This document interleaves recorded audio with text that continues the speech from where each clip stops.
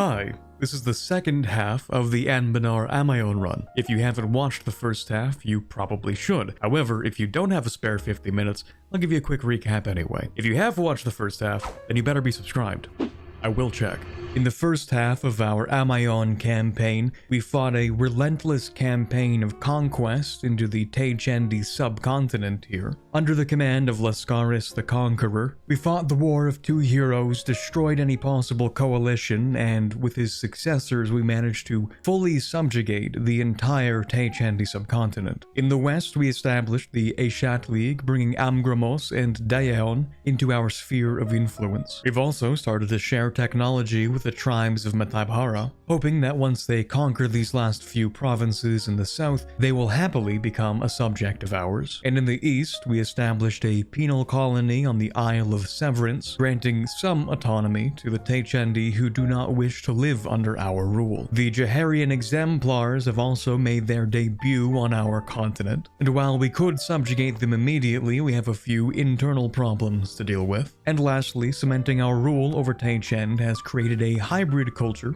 and allowed us to move our capital to the fabled city that Lascaris wanted to conquer, Nanru-Nakar. Free stability is not a bad start to today's video, and of course our current guy becomes a powerful mage. Sure, why not? We've just finished off plutocratic ideas, which gives us significantly more manpower, both a recovery speed increase as well as an increase in true faith provinces. So I did go ahead and get rid of the nobility privilege for manpower. It seems the Colonials have been doing a lot of trade with one of our provinces in the east. Now, if we crack down on this trade, especially the smuggling, then apparently it'll just become a larger issue everywhere else. So we've opted to instead make this into a free port to facilitate the trade, particularly the export of precursor relics, and it's not going to be great for us. This is just temporary until we can improve our naval power projection and surpass the Colonial navies. I think the first subject to integrate is going to be this one. We do have a mission, after all, for building a couple of training fields and regimental camps in there. Despite it being more expensive, we do actually need this military tech. Now, for one of our missions, we are going to have to subjugate the Jaharian exemplars. Not just that though, but we're also going to need to have more provinces in the general area, and these guys kind of take a while to colonize stuff. So I'm gonna do myself a little favor, and I'm just gonna start colonizing over here. We have no more land rights to give out, so I guess I'll sell some titles, take some land back, and I'm gonna use that money to buy a whole bunch of courthouses. And yes, don't worry, I did use the mage estate thing before doing this. Now that we've annexed that subject in the north, we can actually upgrade ourselves to an empire rank. This gives us a union on all Kaoni Ruinborn elf cultures, which is really nice because we have -3 promoted cultures. It also gives us more governing capacity, and we can use that to start actually stating all this stuff. For us to finish this mission, we are unfortunately going to have to cede a few provinces to Metaibhara, but now that we have, we can simply turn them into a march. In this case, we didn't really enforce their unification, they kind of did it themselves. Now, I believe we did have a mission which would allow us to force the unification, but it turned out alright, so we didn't have to. But if we did, our justification would have basically been, if we didn't do it, then they would continue to fight each other, and they would never be able to build anything cool. And also, the tribes in the area trace their origin to a common point, so this burgeoning civilization has the identity necessary to unify.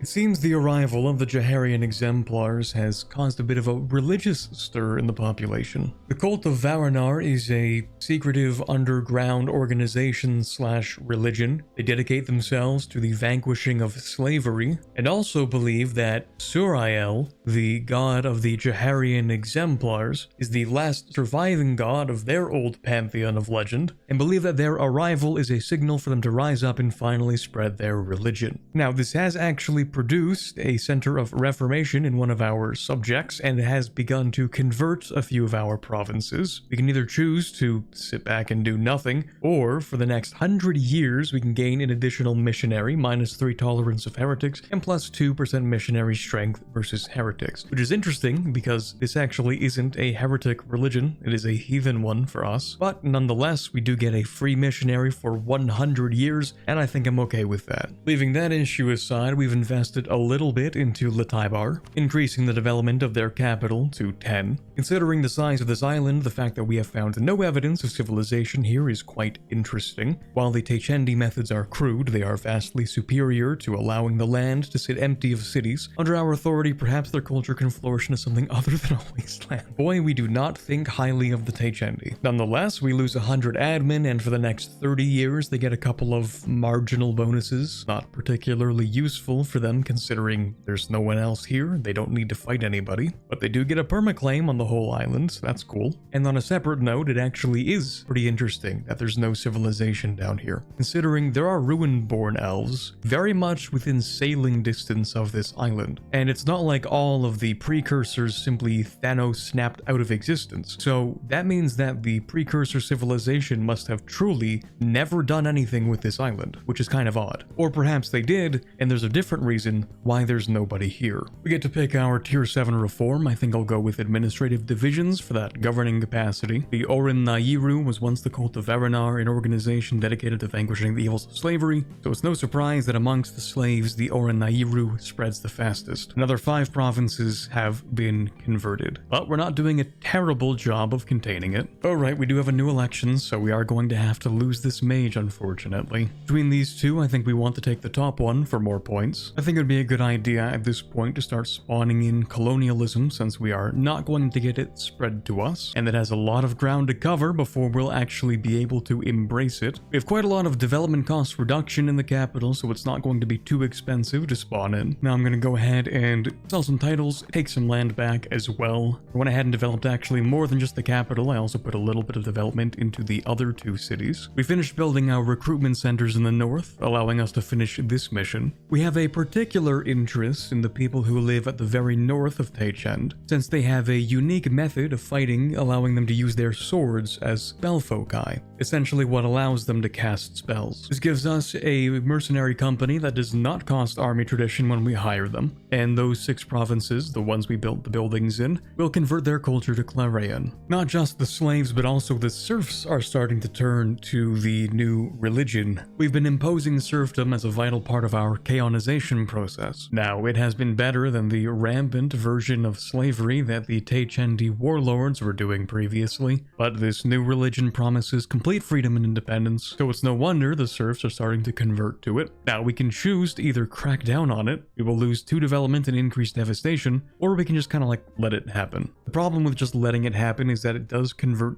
this province, which is 25 development and will take a while to convert back. But on the other hand, we are doing quite well, so it's probably not a big deal. Or maybe it just doesn't convert it. Okay. Oh yay, we get an uprising, cool. A few rogue cells has launched an uprising against us, though the rebellion may cause some damage, it has nonetheless exposed those cells' locations and operational networks. Okay, let's go deal with that, I guess. I'd say that with that rebellion, it's obvious that the Jaharian exemplars are a bad influence for our subjects, and they've taken it too far this time. They now actually border us on our eastern side. So due to their transgressions, we will have to invade them. And totally not because the subjugation CB expires next year. For just 1 stability and a bit of national unrest, we can get 50 government reform progress and a 75% cheaper advisor. Not a bad idea. We will vassalize them and take all their money. We could annex them if we wanted to. In fact, it would be pretty cheap to do so. But I think we want them alive for a mission. Not that we really need the money, but the Age of Monsters is ending in 14 months. We might as well sell the titles and take the land back. More uprisings. Very cool, thank you.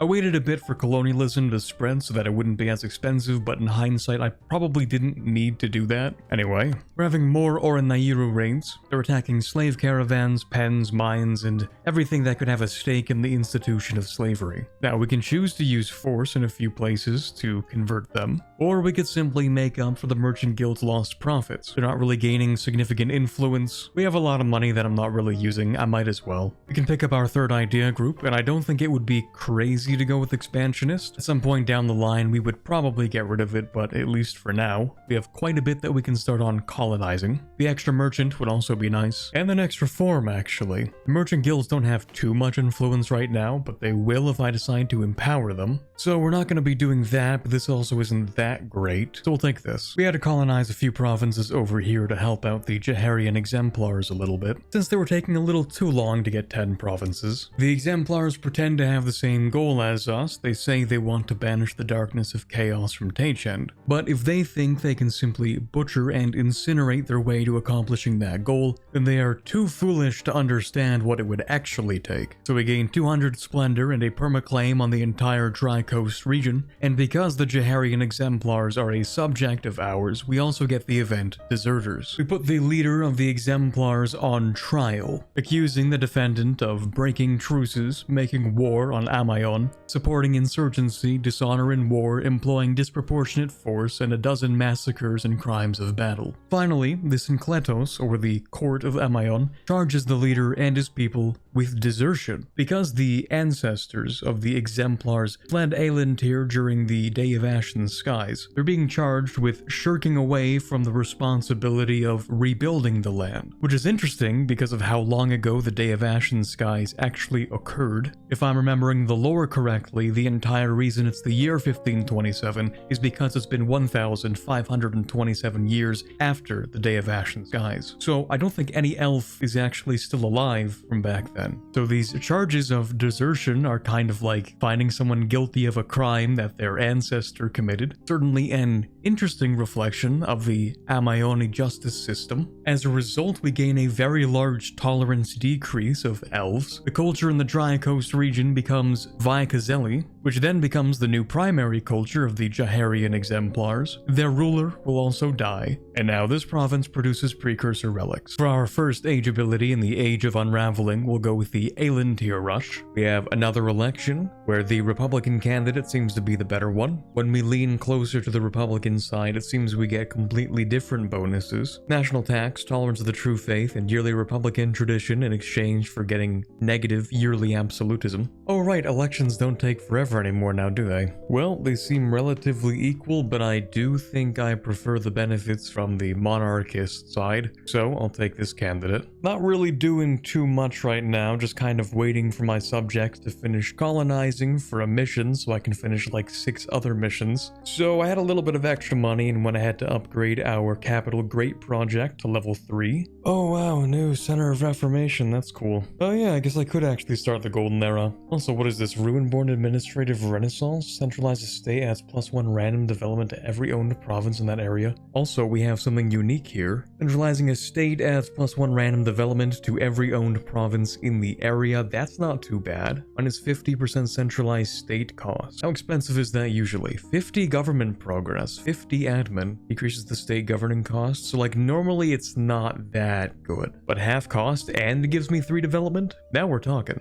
And of course we'll take the Golden Era. We've now finished off our expansion ideas, which will give us a couple of policies. Our subjects are fine, so we'll just take this one. We do have our next reform, and I think it would be best to go with new men. The random candidate bonus is quite helpful, and we don't need absolutism for a while. Finally, this area has been colonized by my subjects, so we can host the Summit of Ameion. It's our duty to bring together the peoples of our city into one identity. As the principal power in this agreement, we have the responsibility of bringing together the peoples of these regions to see if we can further integrate everybody here. We lose 1,000 crowns, we get an event in 30 to 40 days, and any Amadian, Ephali, and or Canorian nation with 100 opinion will be represented at this summit. So in theory that means I could probably bring these guys in? Maybe I should. There we go, the Amadian Ruinborn will be invited to the summit. I think that's the best we can do. The Chendians, Kaonai, Mataibhar, and Taichendi finally arrive, and the summit begins. So the Chendians are a little bit concerned about our expansion into their lands, and they want settlement to be kept to a minimum. Maybe we could just like give them a tax cut? In fact, those are the 2 options, either a local settler increase reduction for the next 15 years, or just fewer taxes and more autonomy for the next 15 years. And obviously the taxes are less impactful. The other members of the Eshat League, Aeon and Amgramos, don't really have too many complaints, but they would like us to fix a few things when it comes to trade along the coast. So we can either get new ships for 15 years, giving us light ship cost increase, but giving us light ship combat ability and ship trade power, or we can just get 5 shipyards for half the cost, which I think will be more impactful, so we'll just take that. The Mataibhar delegates are pleading for more support in fighting off the tribes. They're trying to enforce their authority authority and centralize their government, but they're encountering a little bit of resistance. So we can help them codify their common laws, or we can help them demonstrate their might. They both do functionally the same thing, they just change which tech group has a reduced cost, which for them should probably be the military one. On top of that, their main culture changes, presumably to a more peonized version, and the country name changes too. The Taichendi delegations are a bit split between the cities and the rural countryside. Where the cities would like additional funding, the countryside would like additional personnel. And if we choose to give them those personnel, then we get a development cost reduction of 10% for the next 15 years, and 10% increased advisor cost, whereas investing wealth into the cities will decrease construction cost in exchange for reduced national tax. Now, we are completely fine on money, and I think I've built most possible buildings. The development cost reduction would be pretty nice, and the advisor cost increase is pretty negligible. The Ameion delegations are concerned about Colonial expansion near their territories, and although we haven't had much interaction with the people up here, we should still consider how it might impact us in the future. Now, we can either send them military aid or economic revitalization. If we give them economic aid, this will give a particular province support for all of the institutions we have so far, and if we send them military aid, then all the Ameion countries will receive relatively significant military buffs for the next 15 years, although I don't think that's really going to mean anything if they don't get to have any institutions. 5% discipline doesn't mean much when you're on Tech 5 and your enemy is on Tech 10. So I think it's probably more useful to spread these institutions, and of course either way we will discover the Ameion region. After 2 months of fraternizing, the representatives return to their homelands, laden with goods from their counterparts. The city's alcohol reserves may be empty, but groups that once considered each other alien and hostile will remember these days of diplomacy and nights of revelry. Some are even eager to learn our language to foster communication between their newfound friends. The time now turns to work, however. Promises were made to our subjects, and fulfilling them will necessitate keeping the goblets empty. We get quite a few effects. First of all, we get Empire Born of Ruin until the end of the game, giving us discipline and admin efficiency. Our government rank changes to Empire, although we were already one, and we enact the Ameion Parliament Tier 6 government reform. This will give us +1 possible policies and an additional admin-free policy, as well as states governing cost reduction. On top of that, we will gain a significant number of cores, and we will turn our 3 marches into vassals, saving us 3 stability. We do also get that free policy, we might as well grab it. We can formalize the separation of powers. We're going to need to add quite a few seats to Parliament. Obviously, we'll start with our capital. Although, what I should have done actually is just start a debate. For example, Diplo annexation cost -15% is an excellent idea. Very cheap for us to grab that.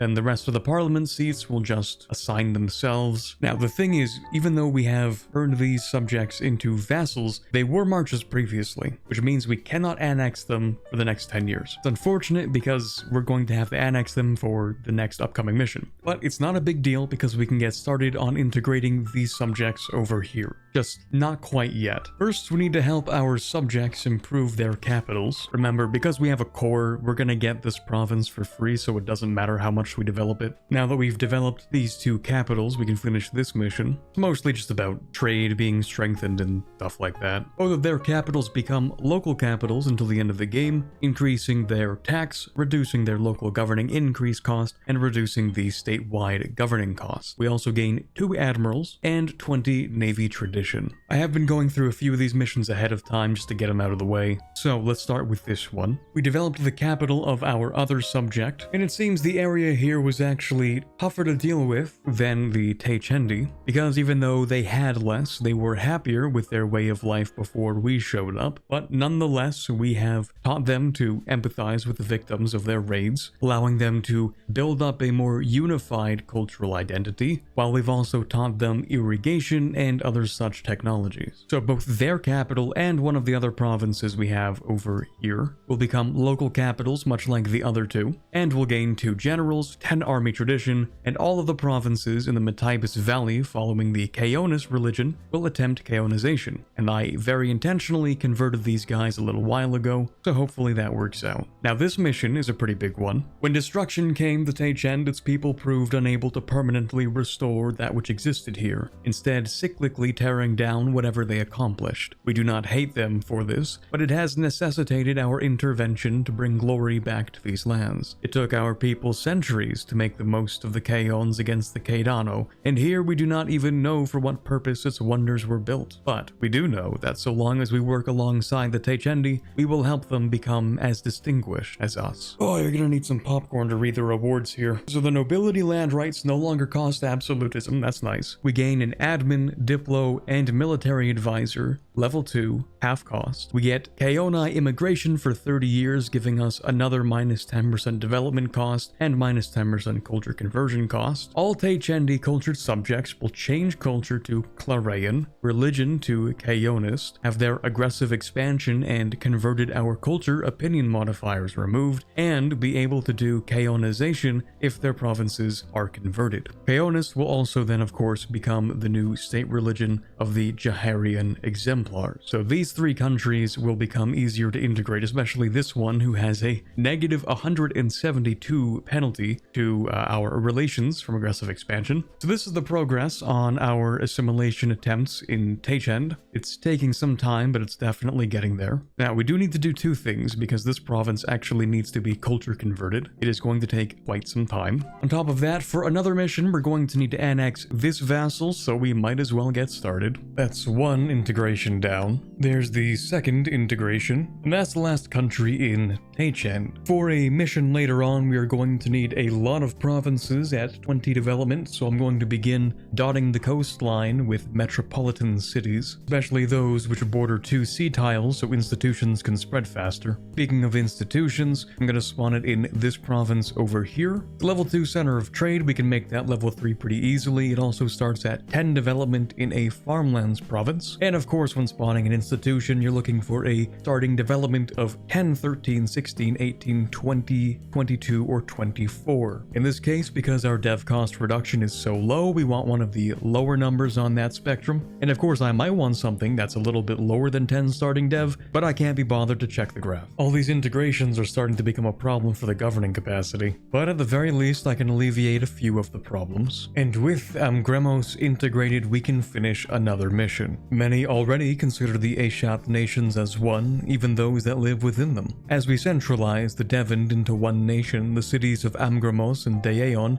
shall always hold a special place within it. They saw the merit of unity amongst the Kaoni people, led by the Devandi rather than the Alakandi. With them by our side, Ameion shall bring peace to all Kaoni. We get 20 years of increased Diplo rep and plus 5 vassalization acceptance. We get a claim on the entire Devon region, as well as a subjugation CB on all nations with a capital in the region, except for one that I don't think exists anymore. As our first act of outward expansion in many decades, we will be liberating the rest of the mainland from chaos control. Right, we've also now gone ahead and annexed these guys. Chaos has been completely defeated, and of the provinces we need, it's just stuff from their subject, so we're going to demand them as a vassal. They're not going to be too pleased with us, but they still understand that there's no point in trying to revolt, so that's good. Oh, hold on a second, there's one province here. Just one province. I went back and checked to see if I could have taken that, but just accidentally did it, and the answer is no, I was not allowed to.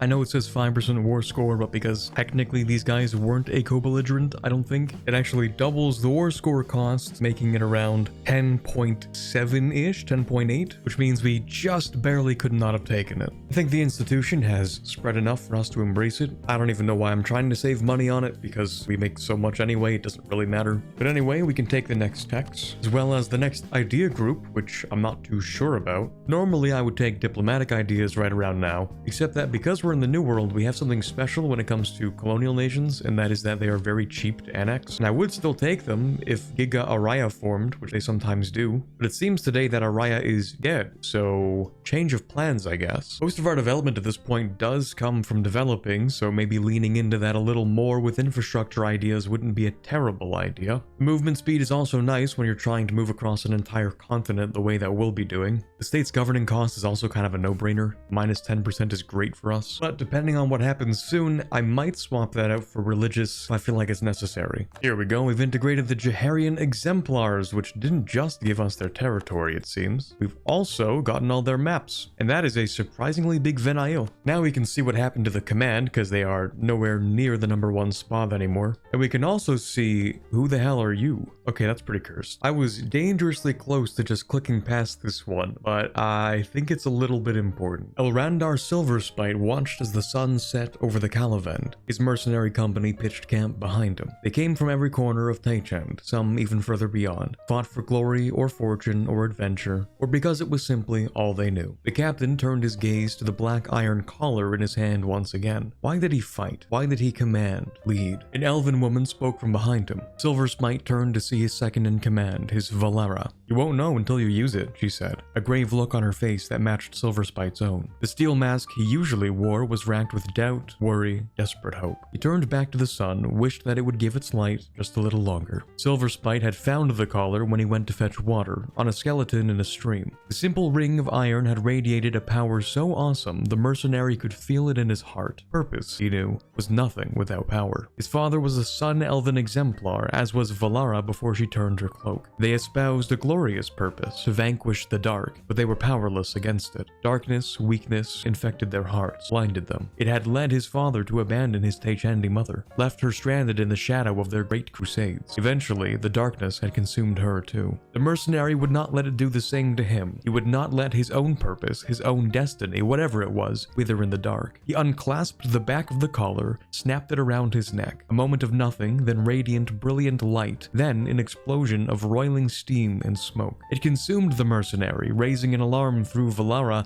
and any others nearby, but soon enough a figure emerged, clad in a suit of hulking, jagged armor, of black iron scales interwoven with steel-like plate, a dragon in armor form. Before them, Elrandar Silverspite stood, clad in the armor of Yodhan, in Sidamarax the Iron Maw. Beneath the visor, the mercenary smiled. The dragon wakes once more. The Kamarak war is on the horizon, because it is 1575, and that notes the beginning of this disaster. Now, I've been told that it is one of the hardest disasters in all of Anbennar. I guess we'll find out if that's true. Before that begins, though, we have finished off this mission by culture converting the last part of the city. Normally, a city not built by the Kaonai could not earn the title of Kaon, but it's clear that this city was actually built by the precursors, and so by increasing the development, bringing up a little bit of maintenance in the city, we can do a little bit of remodeling, and finally it will be worthy of the title of Kaon. All three districts gain additional tax and defensiveness, the whole state gets statewide governing cost reduction, and the other two parts of the city also receive minus 50% development cost. On top of that, we also get 1,000 crowns. An armored Silverspite stood straight as the high Kavalali of Uesrenu circled him. The leaders of Oren Nairu, the failure of the Kalsitara revolt, had hardened them. While many in the faith cried out for revolution, the high Kavalali urged moderation. The Uesrenu high Kavalali were the last refuge of a more bellicose position, but even they had their doubts, and so for the last week they had been testing Silverspite. First, his capabilities. He had the strength of 50 men,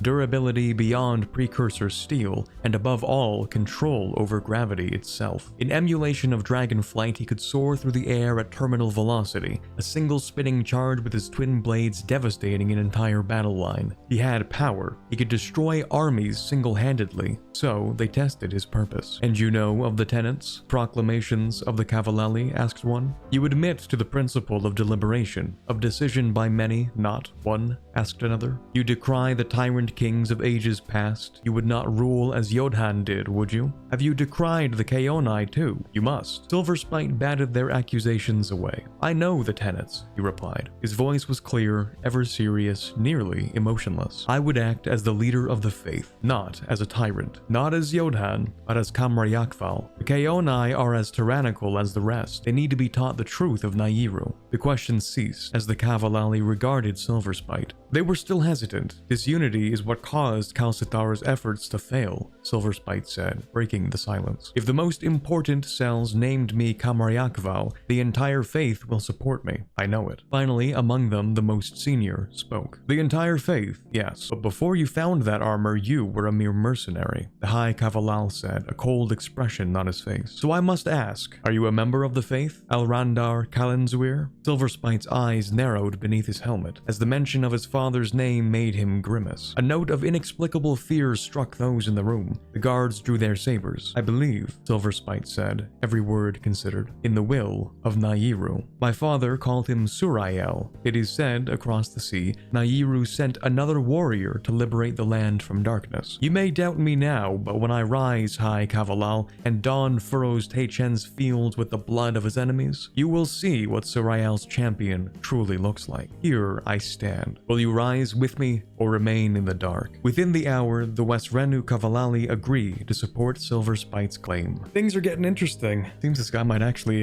be kind of an issue, maybe. Okay, all right then. So what is this? Oh, that actually doesn't seem that bad at all. We'll see. It doesn't seem that bad, but looks can be deceiving. It's really funny that it pops out like maybe 10 provinces that are Ora Nairu. Okay, it's not that bad. I think it kind of sucks though, because I'm pretty sure I was like culture converting, I think it was this province. Yeah, that sucks. Oh well. Silver Spite knelt before the High Kavalali as a crowd of 100,000 strong surrounded them. As foreseen, an eclipse set in the world darkened. After 2 years of political wrangling, the faith was finally united. A representative of each of the most powerful cells held a crown together above his head. They spoke in turn. In the name of Nairu, said Wesrenu's High Kavalal, we charge you, said Katal Perais, to lead our armies, said Klematar, and guide our faith, Nagar Viechai. From this day, Gofira, to your final day, Thanan, a sword of dawn, Rakabutai, a voice of reason, Royakotar, Nakar Kilayik, Priadvai, and Mlerik took one word each, as our Kamrayakval. At total eclipse, the High Kavalali as one lowered the crown onto Silver Spite's head. The Kamrayakval rose, a dragon in armor form. The crowd was silent as half watched the blackened sun and the rest his blackened armor. The Kamrayakval searched the crowd for a moment, gave his mercenary company a nod, then began his speech. 5 cycles we have lived in darkness, cast into it by the Kaonai, the warlords, the slaver nobles, by the very dragons I'm wearing on my back. Silver Spite unsheathed his sword. But that ends today. It ends here. It ends when we rise and conquer the world as the sun conquers night. Anger crept into his voice. Silver Spite caught it, then harnessed it. Everyone here, everyone who takes up the black banner of the dawn, we are all born with purpose, to bring light to dark, to furrow the fields with the blood of the warlords and the tyrants, the slavers and the invaders. We bore that purpose, but for hundreds of thousands of years and more we have been weak. Well, no more, because now we are powerful. Because now I am here and I am power. So follow me, brothers and sisters. Give your lives and your blood for dawn, and to any who oppose us, who stand in our way, to the darkness and its soldiers, I declare war. War for the death of darkness. War for dawn. As Silver Spite thrust his blade to the eclipse, the sun began to emerge from behind the moon's shadow. The crowd was silent for a short moment, then an elf in the crowd called, war. A second pause, then war came the cry of the crowd. War, the Oran Nairu thrust fists and sabers and muskets and spears into the air, and war echoed the declaration for the gods, for Nairu himself to hear. We do get the choice to play as Oran Valium, but of course I'm not going to. Although, out of curiosity, I would like to just do a quick save and see what that would look like. Okay, we don't have any missions. I'm assuming it's not like a fully developed thing yet. Okay, well, I was promised a difficult disaster, so let's see how it works out. Now, they do start with Alrandar Silver Spite as not really a war wizard, but he does have the armor or whatever, so he does have 12 shock as a general, plus 8 maneuvers, kind of insane. So to win this, the idea is I'm just going to death stack them. So because the Oran Nairu really want to completely restructure society, the rich of our country are giving us donations to help us fight the war. Although I did stockpile a lot of money ahead of time because I wasn't exactly sure how hard this would be. I get flashbacks to playing dwarves where you have to sink in like 50,000 ducats, so you can never be too sure. Well, it was pretty easy to siege everything down. They did grab one fort, but I don't think it really matters. We have the Fotis Rapi. I really appreciate the enthusiasm from our auxiliary units, but it's really not that tough. Thanks for the manpower, and reinforced speed is cool, I guess. Yep, complete stack wipe. Right, well, that was kind of anticlimactic. I guess I'll just end the war and take the money then. Is that it? No, okay, I was about to say, like, there's no way that this is the disaster. Like, there's no way this is the one. Okay, never mind. There's more than one disaster, I guess. Man, all that narration for nothing, that sucks. Silver Spite stared blankly ahead as he slumped back into his shattered throne. The throne room was cannon-scarred, crumbling. They'd be in here soon, the full force of his enemies, so be it. This would be his grave, but he would not go without a fight. The kamarak Val stood, grabbed the twin blades by his side. He felt the dragon lash out within him, the anger and spite and wrath and rage and ruin threatening to burst and consume everything around him. But he pushed it back down, for now. They surged through every entrance they could find or make. Some even dropped down through the ceiling. Storms of soldiers, each clutching muskets or sabers or spears, some mages, some heavily armored, most conscripts. It mattered little what they were, of course, when Silverspite lunged forwards with the force of gravity behind him. Elven bodies turned to mutilated gore all the same. The kamarak Val cut and slashed and charged and rent flesh and steel and bone. Waves of men fell at his swords. When one snapped, he picked up another from the dead and kept fighting, kept moving forwards, kept up the relentless flashing whirlwind of death, the slaughter, and the ruin. He felt mage fire and musket balls and arrow and quarrel pelt him. Some made it through, tore through his body. Still, he kept fighting. The rage boiled over now. He could feel himself slipping, losing himself. To the dragon, to bloodlust, to spite. He was only half aware of how he roared, how he raged. He had to cut himself free multiple times when his limbs snared themselves in gore and guts. The blood blinded him, the fire burned him. Still, he fought on. Still, he killed. Still, Silverspite stood, in spite of all those who doubted him, in spite of all those who had betrayed him, in spite of all those who had destroyed him. By the time the dragon took over, Silverspite was already a dead elf walking. He bled from a dozen wounds, bones broken and scarred by fire. He was barely conscious when he found himself bursting through the roof of the throne room into the sky above, falling upwards, then into an uncontrolled spin, away, then crashing into a nearby river, bathed in orange by the setting sun. He felt the water rushing into his armor, felt it burn his lungs, then dusk and everything went dark. They never found his body, nor the armor. His war was over. I have a feeling that this is actually not the end of everything, and I also feel like this is not the disaster people were referencing. Although it does make mention of the Valyami subjects becoming independent, and I assume that means that if the war had continued, then they would be able to occupy certain provinces, certain states, create subjects, and gain more manpower to continue their momentum. So maybe it had a chance of becoming a real threat if you didn't respond to it fast enough, but other than that, it's kind of over within less than a year, right? Well, nonetheless, for the next 50 years, we receive an additional missionary, 2% missionary strength, 25% manpower recovery speed, and minus 0.2 global monthly devastation. So I do get all my stuff back, but I have to state some of it again, and some of my buildings were never completed, and my culture conversions were never completed, and I have to convert stuff back. But it could have been a lot worse. In fact, speaking of worse, yeah, we're getting some information about the next upcoming disaster, something about Lascaris and his noble family.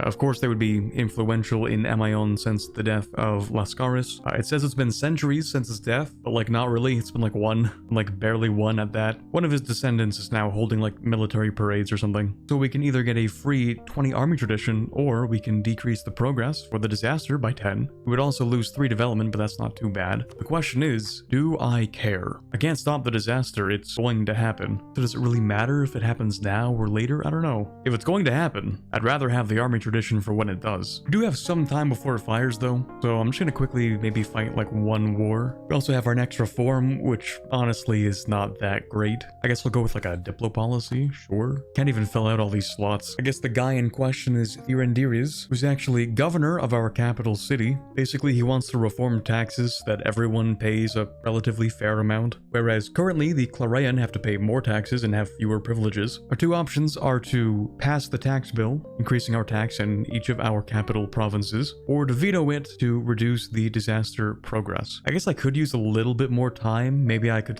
declare another war on Chaos or something, just a quick one. For the crime of settling on an island they're not supposed to be on, I'm going to fully annex as report. Okay, I should have enough time to probably declare war and win against Chaos, and I do need at least that 1 province down here. Ooh, we're getting funky with it. Okay, as his influence grows, Thirandiriz has begun to intensify his rhetoric, casting himself as the protector of the Claraean within Ameion. People are saying that it is kind of weird how similar it is to that prophecy that once drove the companion of Lascaris, Jaharios Lycos, who also attempted to overthrow the Republic, if you remember in the first video. So it's kind of a weird one, because we have 2 options, either lose Republican tradition, or or we lose disaster progress. And that's a little bit odd, but my theory is that these events, these options do more than they say they do. I have the feeling that if we want to create a monarchy in Ameion, we're going to want the top option. And if we don't, we're going to want the bottom option. And maybe we can have a little monarchy. Tragically, I can't ask for this province because it's occupied by somebody else who also isn't pacing out of the war. But fortunately, I don't think I even need that province. Or if I do, at least not yet. Not much to say about Lataibar other than they pay us taxes, so that's cool. Or more importantly, it's people that don't really like our rule, but they still pay taxes, even though they don't like us. And if they're satisfied with this arrangement, then that's fine with us. Now, funny enough,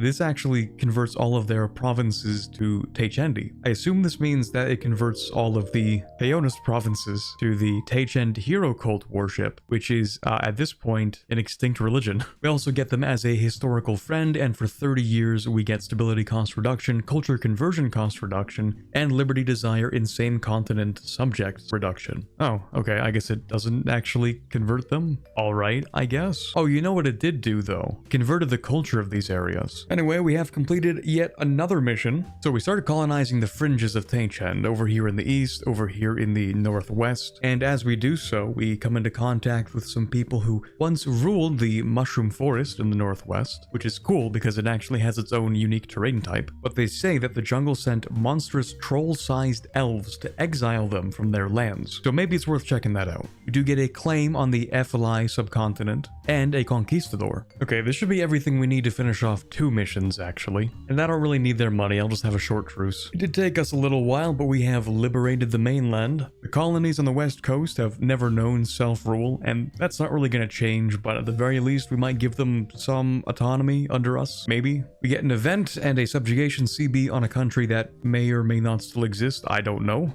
It does not. Okay, cool. I guess we could still divide them and give them self-governance, or we could consolidate them, give them self-governance, or I could just like not do any of that, and I think I'm just gonna annex them, to be honest. We've been finished with this mission for a while. You don't really have to do much for it. If you remember that free port we were talking about earlier, this is the idea where we just get rid of the free port. I don't know if it does like the exact same thing as this. I just didn't press this because I wasn't really sure if I wanted to. Since it is permanent that we would not be allowed to form alliances with non-Ruinborn nations. Not that it's much of an issue since, I mean, we don't really need allies. But anyway, we're gonna clamp down on the free port finally. We expect there will be some resistance to our attempts, and it kind of says explicitly, Orin Koraim shall revolt against our rule, but like it's probably not gonna be a big deal. It's literally just a couple of separatists, yeah. Well, there are going to be more separatists. Bring some more troops over. Oh, never mind. It seems like actually we're not going to have any more separatists. That was literally it. Oh boy. So maybe this is going to be the hardest disaster in all of Anbennar. For years, the rise of Thirendires Lascaris has consumed Ameion's political life, as many have watched his growing power with frightful concern, and just as many with hopeful enthusiasm. Thirendires' ambitions have cleaved right through numerous fractures in Ambin politics, Aentagogist and Moloist, Lorean and Amben, east and west, and at last it has cleaved through the Republic itself. From his seat in Nakira, Thirendires has proclaimed himself emperor, and his supporters have seized provinces across Ameion's Teichendi territories. To his Clarieren supporters, he is the successor to the great Teichendi emperors of ages past. To his Amben supporters, he is the successor to Prince Siranthos and Lascaris the Conqueror, and Ameion's mythical past. To his detractors, he is the successor to the tyrant and warlord they had once thought vanquished. It matters little what people think anymore, of course. Now, all that matters is armies and generals and bloodshed. The Emperor Thirendires vows to reforge Ameion into an empire never before seen by the Kaonai, and as Syncletos vows to crush him. War awaits, and there is no doubt it will be a bloody one indeed. I did do a little bit of investigating, and it turns out that there's actually only one path that is playable right now, or really only one with content, and that is of course Ameion. Continuing on. So we will declare our allegiance for the Republic. This is not going to be an easy war. Any armies we have in enemy land will be disbanded. They shall also receive the disaster, which is actually a thing. It's still a modifier we have. It gives us increased national unrest, increased stability costs, decreased morale, decreased yearly Republican tradition, increased all power cost, reduced estate loyalty, and reduced reform progress growth. So actually, is this considered cheating? I don't think so. We only get to hold on to 2 regions, which is pretty much Kaonai over here, Tendia over here. So like everything sort of west of this line, we get to keep. Everything east of it, we do not. not. That includes this stuff over here, and I don't really know about that one. We might lose that, which would kind of suck. So I'm just gonna move my troops over. Any event in EU4 has, I think, like 6 months of grace on it, where you don't actually need to pick an option, and when it does pick an option, because it will time out eventually, I'm going to pick the top one, which means we will automatically pick the correct one. Now that being said, that gives us a few months to prepare. I do have a whole lot of money, so I'm going to start off by building another army right over here. And because this army is going to get disbanded anyway, we're just going to make sure we get some of that manpower back. I'd also want to move the fleet. Might be a good idea. Okay, it seems we have more than a couple of issues. Yeah, separatists in some places. They're just gonna have to sit tight for a little bit. Okay, yeah, I kind of figured that they would take control of everything in the east as well. That is a big country, and I put so much development in that spot. Oh boy, this is gonna be something. Well, I have a bunch of money, and hopefully it'll last a while. All of my centralized states are gone too. This sucks. Okay, so what is this all about? We have Nakira, and they are declaring an offensive war against me. Okay, well, I don't have any allies, but okay. At the very least, that means they need to declare foreign objective. Another thing, actually, they have no manpower. No manpower, very few soldiers. They might get more. I think that's what the event said, actually. They will muster more soldiers soon, which is kind of a problem. We have 100,000 manpower. I have not been developing this region as much as I should have, apparently, but I did develop at least a little bit, so I have a couple of places here. Also kind of a shame that I lost my colonies up here. Maybe they just have to pay for them now, I don't know. In terms of ideas, they did not take the same ones that I did. They actually even have their own unique ideas, I think. Okay, well, let's try and distract them a little bit by giving them a separatist revolt in the east. I think that's this one. We have another revolt we'll have to deal with as well, actually, which is not a big deal. At the very least, I think we got most of the units out. Maybe not all of them, but most of them. We do also have our navy still, so that's a good benefit. And of course, we start with an enormous advantage in our actual troop count. Okay, Lataibar has declared their neutrality, at least not independence. That's good. I did queue up a whole bunch of ships, gathering the navy together so I can actually use it. We do still have a larger navy, even though they do get free ships. They get a lot of free things. Free manpower, free army, free ships, free tech, even. We don't have tech 15 on admin, but they do. And that's the forced march one, which is kind of important. They also get a bunch of free army traditions. That's neat. They get 99%. They also get free generals, I think. If you can believe it, I actually do have some semblance of a plan. If we grab all of the trade centers, then we should be able to steal the trade, so we should be able to beat their economy. And I'm hoping at that point, the sheer number of troops we're both levying is going to shatter, well, it's definitely going to shatter our economy, but hopefully it shatters theirs too. Because of our particular strategy, we're going to want siege ability, probably. I'm actually kind of glad that I didn't build more forts, because I was going to. I had an idea where I was like, oh, I need to cover every single possible tile in forts, partly for army tradition, partly for other reasons. Really glad I didn't, though. Oh yay, we like having revolts in some of the only places that are still loyal. That's really cool. That's really neat. Okay, this is a good engagement to have, as long as we can prevent them from being able to reinforce it, and I am willing to sacrifice an army if I have to. The thing, it seems like I did not have to. Okay, they've lost 65,000 troops. I've lost 81,000 troops. It is by far one of the toughest wars I have fought in a while, in EU4 at all, actually. I mean, it makes sense. It is an Anbennar disaster. They are hand-selected to be very difficult. Could be worse. It could be the old Goblin All-Clan disaster. That one was designed specifically to end your run. Mr. Kilakas, a second Chandian revolt has hit the area. Okay. Can hardly afford to send someone back for that. Yes, everyone's asking for concessions during the war, of course. Fine, the mages can have stuff. Man, it really was such a good idea to put forts on all the places where I have trade centers. Turns out it was very effective, too.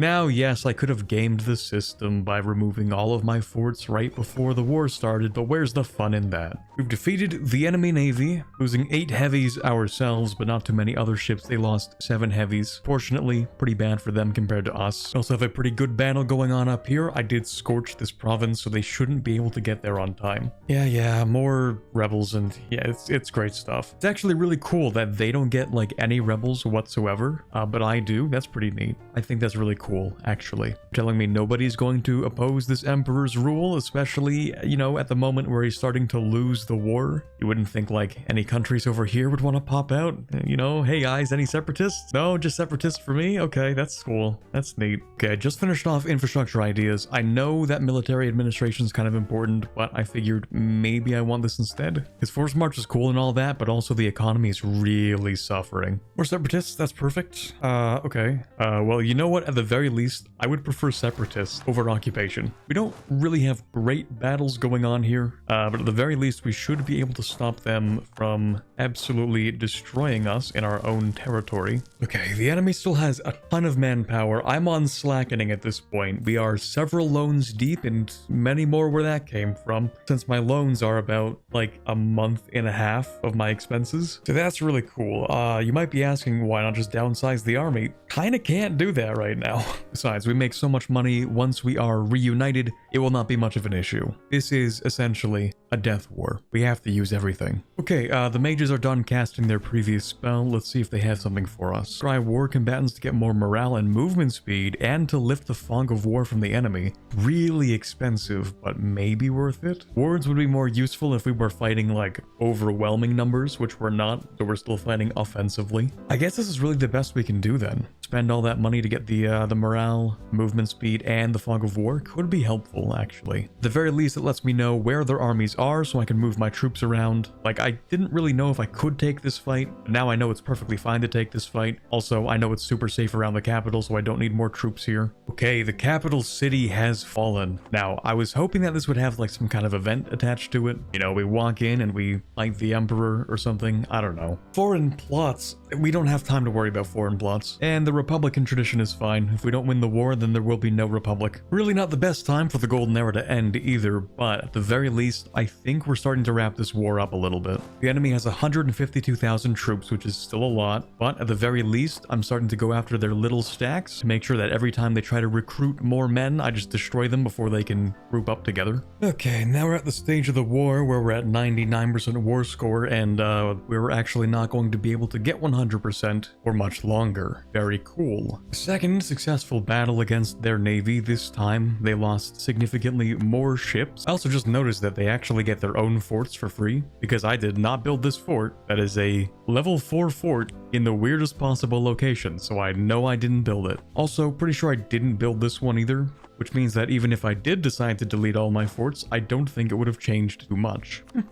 We're at the point where we have Ameion separatists. That is hilarious. The wars lasted so long, I managed to integrate my subject. Oh, man. Okay, I've managed to get a whole bunch of manpower. Half of it from an event, the other half from the parliament issue. Gonna take out a few more loans so I can make another army. Oh my god. It took, I think, about 3 hours for me to do this civil war. At a certain point in the middle, I just stopped talking because it just became a slog. As I was about like 70% into this war, I thought, wow, this is a really good disaster. Like, it's actually difficult, and it kind of adjusts the difficulty to the player's experience, because the more you invest in this area, the harder the civil war is. And then I was sitting at 99% war score for the last I think 45 minutes, because I didn't quite realize at the start, but after a while I noticed that well, now they've unconditionally surrendered, but they have minus 50 reasons to accept any peace because it's this civil war. And I didn't realize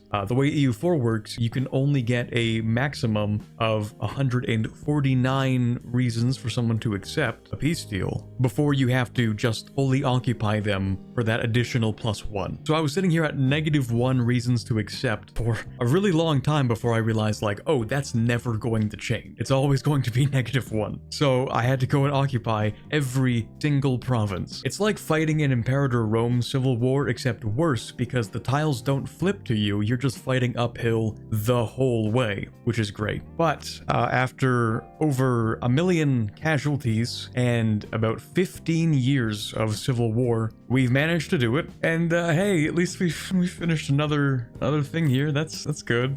Man. Oh, this is so brutal. And we are, obviously we're at like the lone max, right? But if I unpaused and waited a month, I think it would like literally just bankrupt us. And we're not looking to do that right now. So fortunately we can fix that through debasing currency. But damn, that was one of the disasters of all time. Those were some of the hours of my life. So to assess the damages, we still don't make a bunch of money, because guess who's gonna have to go ahead and restate everything. Might as well go ahead and do that, which means I also need to add all the organizations back, and also, well, I think I'm gonna get my autonomy reduced to 0, so it's not that bad. But yeah, that was something. It has been a long time since I've had to pull out all the stops to win a war like that. Ameion is whole again. We can get 1 stability. Wow, just 1, okay. And we get the choice to either abolish our government type or not abolish it. Now, I'm a little bit concerned because I see that the disaster is starting again. So what happens if I don't abolish it? The disaster still disappears. Okay, good, because I kind of like the government form. I just really never want to go through that ever again.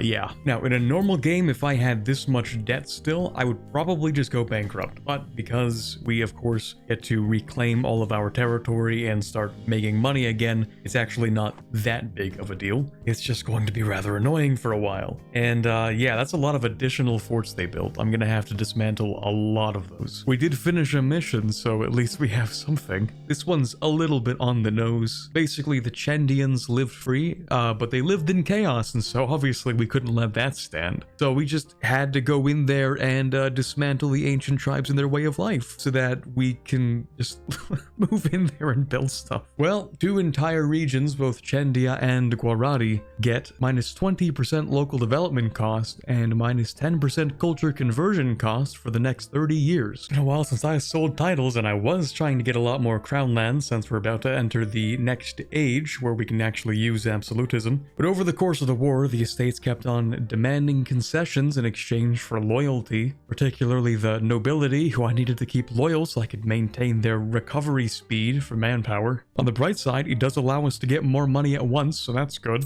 Alright, I just claimed this province and then threatened war over it because I only needed the 1 province and I couldn't be bothered to actually fight a war. Since Chaos did take advantage of, well, the chaos, to go in and take that 1 province that I needed for a mission. Seems Ruinborn are not too fond of traveling on open waters, but on the bright side, all these islands over here make it a little bit easier. You're never really too far away from some kind of land. And since at least we consider ourselves to be the most maritime of the Ruinborn, then we should control the sea that gave us that tradition. And as we've now done that, we gain 2 mercantilism, we get an event, and we remove the Southern Passage toll from a particular province. Apparently what that means is it just moves the Southern Passage toll, just goes to a different province. Okay, we could give a subject the Devandi Islands, as well as a certain area. We don't actually have a country called Anbennar. I just kind of annexed the one that we had here. So I'm just gonna say that's unnecessary. I'll take my free admin. I can also consolidate my loans a little bit, make sure I get less inflation each year, since each of these loans now is like 3 times the size of the old ones. Especially since that should allow me to ask the burghers for some fresh loans that'll be much larger, so more of my debt will have lower interest. Our truce with Chaos is over, and we can give them an ultimatum through this mission. Even in the unlikely event that they pose a unified front against us, which they have, we would triumph over them, and this is clear to them as well. As the reward states, Chaos, should it exist, will never accept, which means war is inevitable. We have our 2 options, a subjugation CB and an imperialism CB. Now, it would be quite difficult to annex them by taking their land, so a subjugation war seems to make more sense. 1 short war later, we can turn them into a subject. The heartland of the Kaonai world is now submitted to our rule, but out of respect, maybe we should give them more autonomy. We get an event, and the culture on the western side of the island, which is actually a country you can play as at the start, will become Kaonais. Now, they could remain unified as Chaos, or we could split them apart. So let's see what this does. Alright, we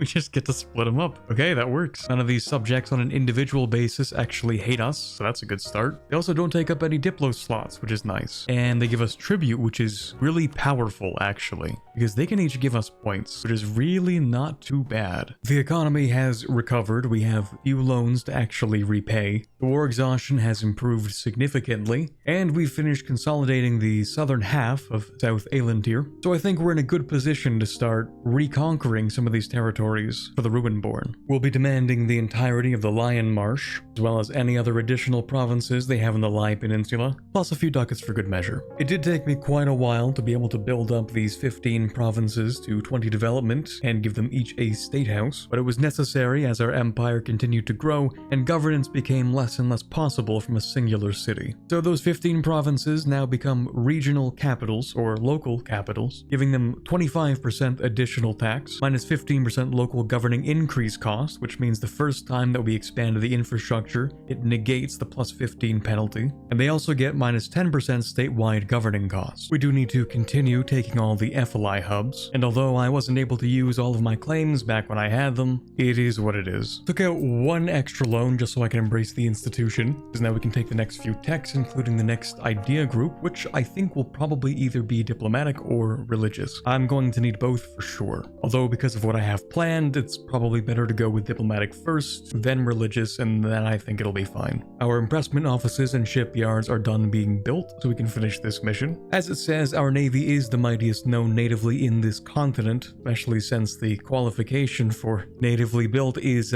dwindling rather quickly. If we are to keep the foreigners at bay, we must ensure we have the naval infrastructure necessary to bring respect from the Canorians. I'd say we've pretty much already done that. I mean, we do have a pretty strong navy. We do have the most heavy ships, the most galleys, the most light ships, and the most transports. But after finishing this mission, we will be able to have more of our unique type of galley, a 20% force limit increase as well as a flat 10, and 3 of our cities receive yearly navy tradition increase and local shipbuilding time reduction. From Verna, I will be requesting the entire Drakesguard colony. Fortunately, this time I don't have to take each province individually because I think that would be a lot more aggressive expansion. I could, if I wanted to, also demand this stuff up here, but I don't think I need to take it. We're also loan free, by the way, and we are making a good amount of money, 730 ducats per month. Definitely the highest in the world by far, but we could make more money, so I'm going to ask the mages if they can help us with construction. The Vanbury Guild has been busy, and the interesting thing about these guys is that when they course stuff, it actually takes a lot of war score to take back. So for us to conquer the entirety of South Aelantir, it's going to take quite a couple of wars with them, starting with this one. Partway through the war, I was able to finish off diplomatic ideas, so we do get a slight discount on these provinces. I'm going to take everything around this lake. Everything over here is also for a mission. Plus, I think the only forts they have are in this little strip of land, so it makes it a little easier to siege them the next time. To finish off one of our missions, we are going to need this last province over here. This is the stuff I'll be demanding in this peace deal, all of the colonies in the mainland of South Aelantir. This also technically counts as South Aelantir, but I don't think we need to take it. We control enough of the FLI hubs, and we own all of the provinces in the South FLI region. As we push further into the FLI jungle, it becomes abundantly clear that the jungle itself isn't just alive in the sense where a jungle of course is alive, but it is instead a hive mind. It is its own entity, and we're hoping an entity that can be reasoned with. We get a permaclaim on the Turtleback Isle region, which is this island I already own, and an event. Seems that if we leave the jungle alone, it seems to be a self-perpetuating, self-contained system. Not quite the disorderly chaos that we suspected it might be. Now, this does give us a choice. Would we like to release Araya, who would gain a core on the entire FLI subcontinent, or would we like to have the permanent claims for ourselves and get a couple of modifiers for 20 years? Now, the reason I'm in this map mode is to highlight just how large the FLI subcontinent is, and if we decide to release Araya, just how many provinces we're going to lose, at least assuming that they gain all of the territory that we have in the FLI subcontinent. It is very large and has a lot of provinces that I have personally developed. So with that being said, I think I would prefer to actually keep it for myself. Besides, the permaclaims are pretty nice to have. Just because of how long it's going to take for us to make our way through the Vanbury Guild and take all this stuff, we're going to have to declare yet another war. Okay, Vanbury Guild, this is all the stuff that I need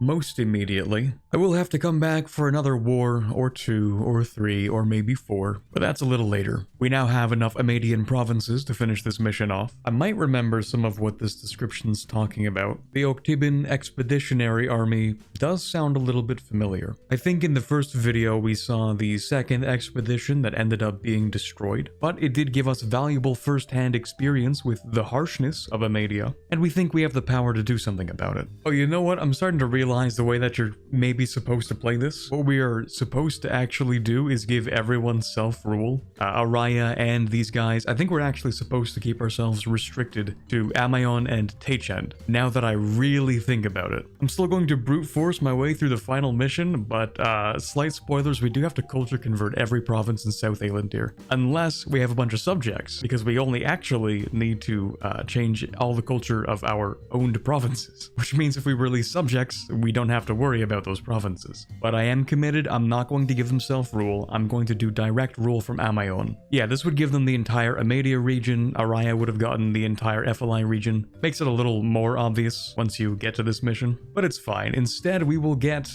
free Philosopher's Land rights. They no longer cost absolutism, and they give us another 100 governing capacity. Now, you might be keen to notice that we just need all of the owned provinces to have the Ruin-born elf culture. This is oddly specific, because it means we get to use one of the mechanics in Anbennar that I kinda didn't look at very much so far. See, we're good friends with humans, but unfortunately that last mission is a little bit, yeah. So, we are going to start on expulsion. So, all of those humans are gonna have to find a new place to live. I'm not gonna do purge, because that's a little bit too evil, and also I don't know, there's not much of a benefit, is there? We can also focus on humans to make the expulsion go faster. Outside of humans, we also need to work on culture converting all of the provinces in Tachend. We need to make them all Claraean. So to do that, we're going to want good culture conversion costs that we can get started on that. And to make that happen, we are going to swap out our expansion ideas for religious ideas, not only because they give us a 25% discount, but also because it combines well with influence ideas for another minus 15%. On top of that, we can also embrace manufactories, which should, in theory, here we go, give us artificery. Now, I think it's literally game breaking if we get rid of the mage estate, and I'm not going to be playing long enough to take advantage of the artificers, so we're just gonna say screw it, we keep the mages, no artificers. Oh yeah, I forgot about excavating sites. Yeah, maybe I should do that. After developing many of the cities in the west, we have fulfilled our duty and responsibility as the greatest of the Kaonai states, be custodians of all of the Aeon cities. City expansion privileges no longer costs absolutism, and we get an event. Now, supposedly, the outcome of this event is dependent on how many of the Kaons we have maintained, or how many people we've released. You can read all this if you want, but it's mostly just, hey, we made a really good civilization, good job, guys. Now, apparently these options are a result of our choices. So far, we see two, either monarch power tribute from tributary states, which is really strong, or 200 governing capacity, which is also strong, but at the same time, I don't think we're really going to need it. So I'll go with monarch power tribute from tributary states. I'm not sure what third option we might have gotten if we had kept these guys around, but I think I can live with this. This means we get an additional 19 points per year, or roughly an additional month and a half of Diplo. With religious ideas complete, we can get back to our conquest of these areas, but also we get increased missionary strength and religious unity, which is nice, and I'll grab our culture conversion cost reduction. This should make it super cheap to convert the remaining provinces we have left, bringing it down to the minimum cost of 1 point per development. Some of them are going to take a while, so in the meantime, we have to continue our conquests now that we can free up our admin. First thing we need is all of the FLI hubs. I mean, we will be going back to grab the stuff from Ransbury Guild soon enough. Many times, I'm sure. But to start with, we just need this stuff. Kind of weird, actually, that Pearl's Edge doesn't call in their other colonies, so we have to declare a separate war. That should be the remainder of Pearl's Edge's holdings. Fortunately, we can make use of the threatened war mechanic just to take this one province. If we didn't, we would have to fight a significant portion of the Empire of Anbennar, and I really don't feel like doing that today, so very happy I can do this. Fortunately, we can do the same thing with Moonhaven. I do actually have some absolutism now, so it's not nearly as bad. In the meantime, we'll go after Vansbury Guild just to grab the stuff we need. Well, eventually we'll need all of it, but for now, we'll take what we can get. Here's everything we can take for now. Then Personnel Venail, I know you just lost a war, but that's a little too bad, because you're gonna lose another one. I don't really need this, but I'll keep it anyway. Finally, I was able to sink enough development into exotic wood provinces to finish off this mission. It wasn't easy, because there actually aren't a lot of those provinces around South Elandir.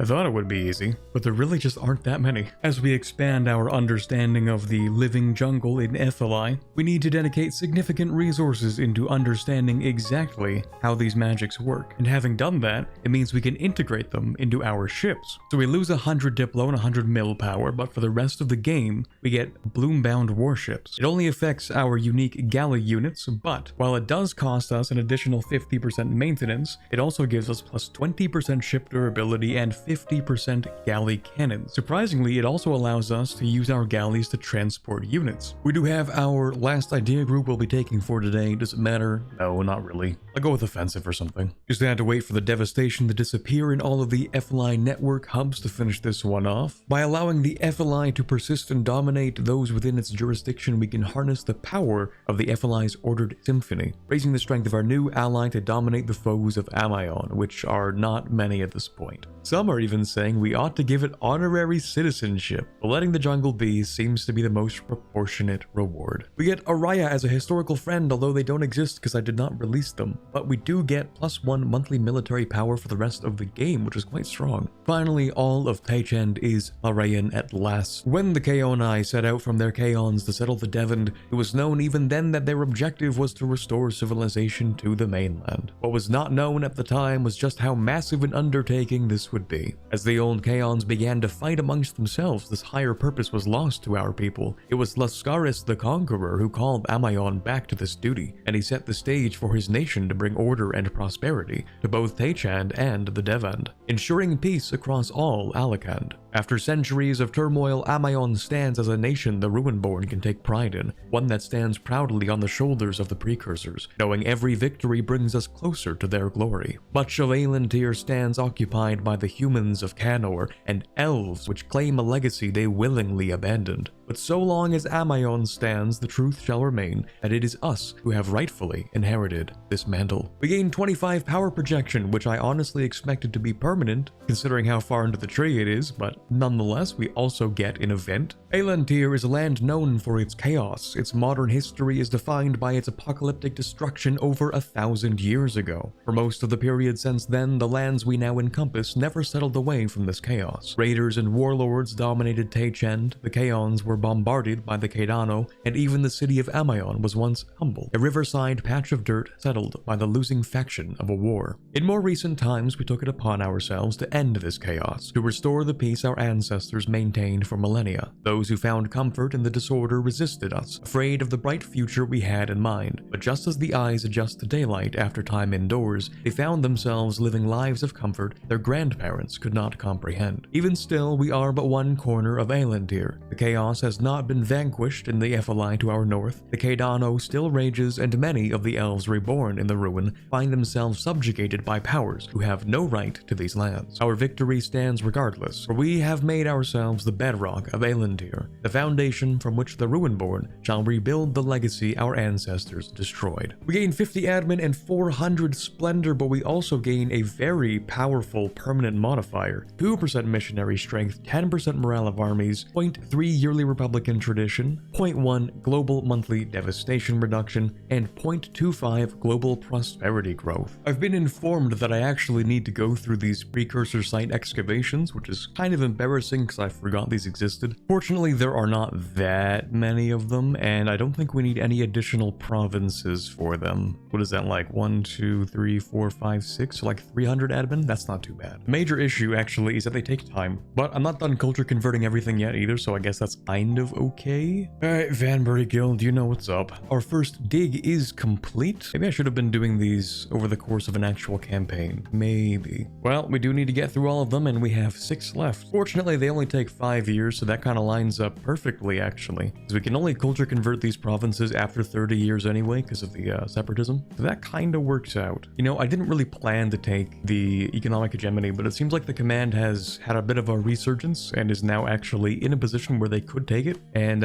screw those guys, so I'm just going to take it myself. Oh, never mind. False alarm. Right. That was from Spoils of War, actually. They could not have taken it. Anyway, I'm feeling kind of generous today, so you know what? I'm just going to take this stuff on the mainland, a couple of islands, just the stuff in South Aelantir, and I'll even let you keep your island, because I technically don't need it. Second, dig site complete increases the chance of getting a powerful mage ruler. Oh, I definitely should have done these earlier. Alright, this dig is complete. Battle Academy is enhanced, no longer giving yearly army tradition decay, no Ignore costing monthly military power. Ooh, more common war wizard generals. Man, I really wish I had done that earlier. We get medical longevity until the end of the game, which doesn't really change too much for us. Get average monarch lifespan increase. Okay, cool, I guess. We've converted almost everything in this area to Aeonist, so we have finished off our third last mission, where we go order follows. The foundations first laid by Lascaris and his companions have now been successfully built on. The fires of superstition have been extinguished, and the storm of chaos subdued. And by taking the lessons we have learned from East and West, we may finally be able to bring the light of godless order to the north. For through command of both magic and of the world and the beliefs of the soul, we can bend even the most destructive manifestations of the ruin to our will. We gain 6 max promoted cultures and all of the Ameion cultures as accepted ones. Now, that's funny, considering I kind of extended the reach of my campaigns, let's say. And so I actually just went ahead and culture converted all of them too. Just goes to show that we're such nice, benevolent overlords that they decided to willingly adopt Amben culture, because we're just that nice. Really good friends, I'm sure. If you want context for these dig sites, by the way, other than them just being like precursor relics, we're also looking for a city called Tassin. The precursor elves built like flying cities and stuff. They're pretty cool. Except that they all came crashing down a long time ago, which was less cool, but we're trying to find the remnants of a particular one which may or may not still have some precursors there actually. That's kind of the whole gist. See, there you go. We can search for Tassin once every site has been excavated. See, I didn't know that I needed to do that until I was told I actually had to do that, because it is one of our missions. We do get 20 maximum absolutism, which is quite nice. Would have been cool to have a lot earlier, but anyway. We do also get some additional governing capacity, and we get to excavate one of our final 2 cities. So we did get through the last 2 excavations, and I'm looking for the city, although I can't look for the city because reasons. What reasons? I don't know. I actually have no idea, because we have excavated every single site. There aren't any other extra hidden sites, and I know because I would be allowed to excavate them if they need to be Ameion culture, but don't really know what I'm missing here. Okay, so supposedly there is another site in Degakeon that has already been excavated, and so I have not excavated it, which means it might be a bit broken maybe. Yeah, I don't know what the issue is. It might be a little bit cooked, but I'm gonna try to look for a workaround. Supposedly, if I fire this event, then it should be a workaround. We'll see. Okay, yeah, so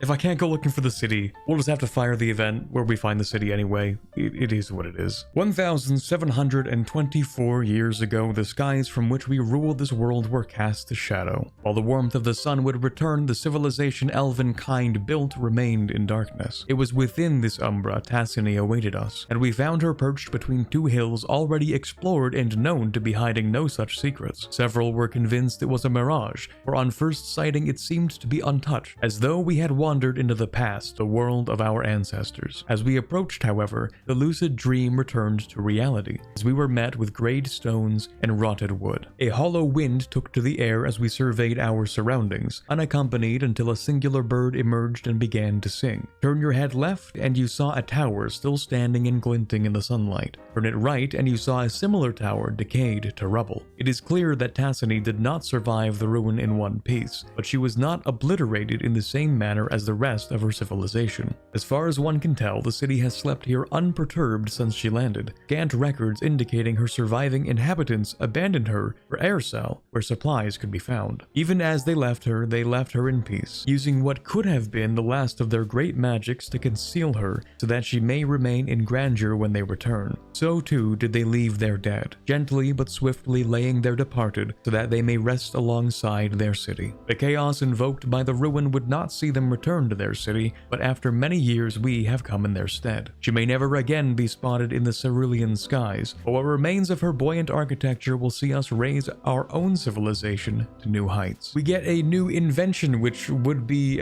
more important, I guess, if we actually took artificery, but anyway, we get 50 prestige and a couple of buffs for the mages. Now that should in theory finish off maybe this, possibly, maybe it doesn't. Okay, we've technically fulfilled all the requirements for this mission. There's probably just one flag that didn't get flipped because we weren't able to go through the proper method of finding Tassin. So I'm just gonna quickly, anyway, since the ruin itself, the KO and I have whispered of Tassin, the long-lost flying city city that once supported our ancestors. It was thought destroyed, its remnants scattered, and surviving citizens disappeared into the chaos of Tachend. But now we know the truth. As we search Tassin's nearly intact form, fascination with the legacy of our ancestors has reached a fever pitch as the citizens of Ameion delve into the arcane secrets of the precursors. Perhaps it is time for the Syncletos to finally cast itself as the heir to Tassin. So this province over here actually still has separatism, and I don't know if I can be bothered to wait for the RNG chance that the expulsion will apply to the majority there, so I'm just gonna quickly create a client state, because technically I don't need to own that province. And so finally, after a very long time of sitting here not really doing all too much, we can finish the final mission. Simply looking at the rest of Aelantir, at the other so-called great civilizations that arose from the ashes of the precursors, is enough to make any patriotic Amben sick. Everything Ameion has done has been in the service of embodying the legacy of our ancestors, resurrecting the glory and the order of the old elven rule, but so far we have merely been doing so under the guise of Ameion, and that can suffice no longer. We shall enact a grand gesture, a proclamation of restoration, and in doing so we shall kickstart the second age of reflection under the auspices of a reunited elven empire. We change our country name to Aesrialos, and we gain an event. We also gain a core on the entirety of the North Aelantir continent. On top of that, we get 50 years of yearly prestige and reduced province war score costs. Tens of thousands of Aelastes and nobles and merchants and officers had gathered at Tassin for the ascension. It was not some superstitious divine ascension as the Tachendi had once believed, but a real political philosophical ascent to a higher power. All one had to do was look around to see the fruits that had already been achieved. Tassin's towers repaired and revitalized, the ancient city renewed once more. So too had the rest of Andeos, the rest of South Aelantir, been revitalized, brought under the light of the only true civilization in the world. But this was not simply ascension, this was reclamation, and there was one height of the past that had not yet been reached. They still couldn't, of course, not for any significant time, but the wonders of magic enabled more miracles by the day. The Kilakas stepped out onto the tower, looked out at the vast expanse of the steppe before him, then he gave the signal. There was a blinding flash of light, as the sound and power of a spell nearly beyond comprehension erupted. Then the flash cleared, and the boundless sky revealed itself. Tassin rose once more to its rightful place among the skies. For the first time in over a millennium, its majesty watched sentinel-like over a land at peace. Tassin began to fell. Those atop it felt their stomachs turn alongside the hulk of rock and stone and silver steel, but arcane power slowed its descent to a featherfall pace. Years since Aesadas once fell, years since the world fell to ruin, years since the malevolent grip of chaos clawed down the rule of order. But the dark times were over. Through righteous might, all that had been lost had been reclaimed. There was no longer any doubt. The empire of our ancestors has returned once more. Okay, we replace our big modifier. We get reborn from ruin until the end of the game, giving us 5% discipline plus 1 missionary, 5% admin efficiency, and 20% governing capacity modifier. We can see we also gain a unique ability. The prestige malice of having uncontested cores will be offset by 75 prestige for 25 years, 50 prestige for the following 25 years, then 25 prestige for the following 50 years. So you can see that we have cores on the entirety of North Aelantir, which ironically enough we can't even actually see.